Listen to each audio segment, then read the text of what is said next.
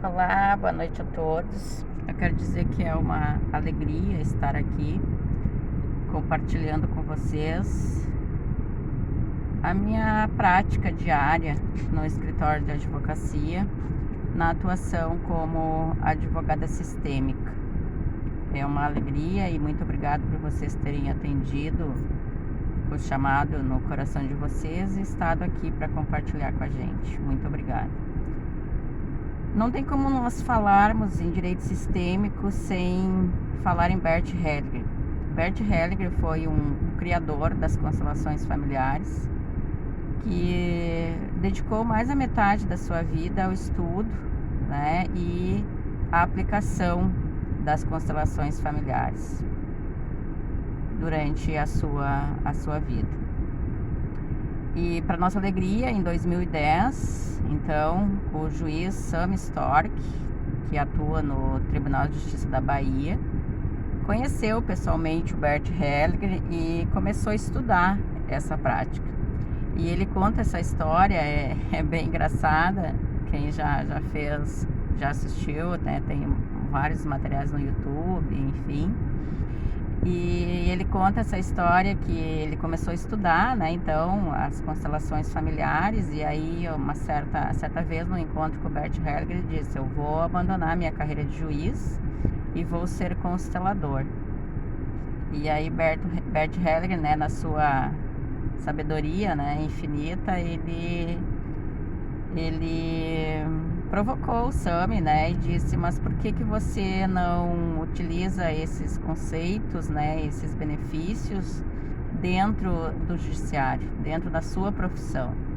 E foi aí então que Sam Storck vislumbrou, né, a possibilidade de trazer essa técnica, né, trazer essa ferramenta, de trazer esses estudo para dentro do judiciário. Graças a isso, então, podemos hoje estar aqui falando sobre direito sistêmico e compartilhando experiências, né, e resultados também, né, porque a aplicação dos conceitos, né, que nós vamos falar aqui um pouquinho, né, que o direito sistêmico, assim como a constelação familiar, ele é basilado, né, por 3 pilares, que é a ordem, né, que é o pertencimento, o equilíbrio e a ordem, né? Então, o pertencimento diz que todos nós pertencemos, todos nós viemos de uma família, né? Todos nós nascemos de um pai e de uma mãe e pertencemos a um sistema familiar. Algumas pessoas vieram antes de nós. A hierarquia, né, que é então quem vem primeiro, né? E o equilíbrio das relações, o equilíbrio entre dar e o tomar, entre dar e receber, tá? Então, o trabalho das constelações, assim como o direito sistêmico, é basilado por esses 3 pilares, né? E agora tem já algumas correntes mais modernas, né? Inclusive a corrente que eu estudo no momento, que nós que a mestre, né, incluiu também o assentimento como uma ordem da vida que faz a diferença, né, que também tem muito a ver com tudo que a gente estuda e com tudo que vive, tudo que a constelação mostra, né, que o assentimento diz respeito a você dizer sim, né, é o sim incondicional, dizer sim ao que foi, dizer sim às pessoas, dizer sim a tudo o que já aconteceu, porque nós não temos como mudar isso, então, a maior parte da vida da gente, a gente vive esse conflito, né? Ou a gente está em conflito, ou a gente está na dualidade. Se formos pegar o exemplo do próprio Sam Storck, né, que queria então largar o judiciário para ser constelador, e o Bert Hellinger, na sua infinita sabedoria, né, vislumbrou e ajudou ele, né, a trazer essa técnica para dentro. Então, não precisa haver sempre essa dicotomia que a gente vive, né, ou uma coisa ou outra. Podemos agregar os conhecimentos, né, e graças a isso, né, essa técnica e essa ferramenta veio para dentro, né, do judiciário e para os escritórios de advocacia. tá? Então eu vou falar agora para vocês como que é a atuação, né, do advogado sistêmico na prática, né? É importante lembrar, porque a maioria das pessoas vem assim, eu quero fazer um acordo, mas para que a gente faça acordo é necessário que a outra pessoa esteja também com essa vontade, né? Porque a gente não consegue fazer um acordo, não consegue chegar a uma composição se as duas partes não querem, né? Ou se uma quer uma coisa, outra quer outra. Então, qual é o papel do advogado sistêmico nisso? O advogado sistêmico, ele judicializa, né? Como também tem esse mito, né? Que não há judicialização. Na maioria dos casos, a gente sempre judicializa a demanda, porque o cliente chega, como vocês bem sabem, ele quer o número do processo, né? Ele chega hoje e amanhã ele quer o número do processo para constar, para ver como é que está andando. Então, qual é a função? A função do advogado sistêmico é se colocar na relação como o último que chegou na relação, porque antes dele tem as partes, né? Tem o autor, tem o réu, tem os filhos, tem os pais do autor, tem os pais do réu, né? Tem uma cadeia, né, de pessoas e sistemas antes de chegar ao advogado. Então, o advogado é o último a chegar nesse conflito. E a atuação dele, nesse sentido, deve ser pautada em auxiliar as partes, né, ou seu cliente a chegar a um entendimento, a uma solução que traga paz, né? Não só que contempla aquele processo, mas que realmente traga paz ao sistema familiar da pessoa. Então, por exemplo, coisas simples, né, que a gente às vezes não dá importância é fazer a procuração já no início da procuração, quando confecciona a procuração, colocar ali todos os dados do cliente. Por que que isso é importante? Porque o cliente saber que as pessoas, né, hoje em dia andam num estado de loucura, né? Ninguém sabe, ninguém para pensar, ninguém para refletir. E a maioria das vezes a gente pergunta assim, como é que é teu nome completo?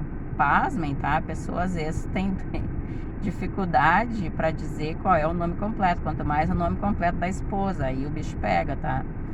Então, por que que isso é importante, tá? Como na advocacia sistêmica? Porque com isso tu começa a trazer o cliente já para a realidade, né? Porque a pessoa quer falar, ela quer na maioria das vezes ela está vítima, né? Está vitimizada, está no estado criança, né? E ela vem e ela reforça. E se a gente deixar isso, a gente não ajuda, porque a gente reforça isso.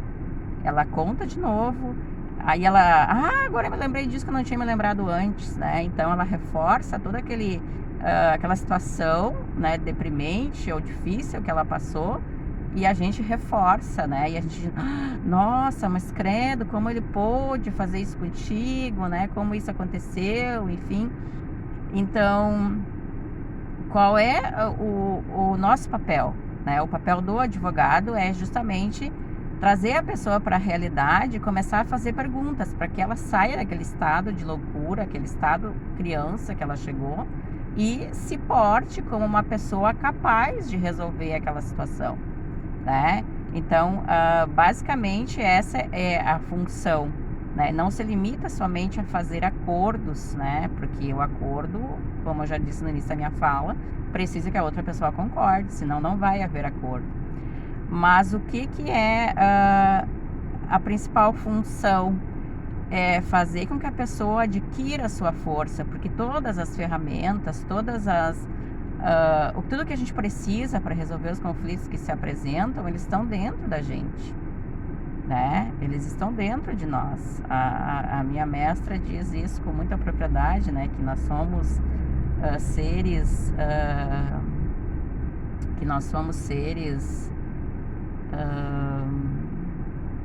que temos as ferramentas, né? Agora me fugiu a palavra, depois eu vou me lembrar. Recursados, nós somos pessoas recursadas. Nós temos os recursos dentro da gente, né? Para todas as situações que se apresentarem na nossa vida.